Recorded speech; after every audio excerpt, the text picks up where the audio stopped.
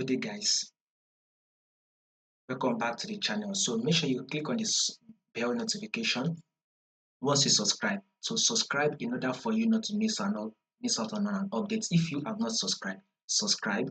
If you have not clicked on the bell notification, I want you to click on the bell notification so you will not miss out on any updates. So let's see what we'll be expecting for the week on our Swiss franc JPY.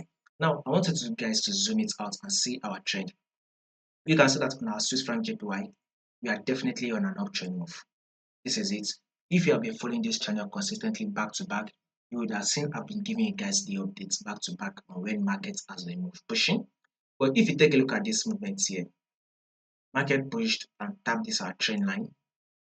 From this trend line, markets rejected and pushed up.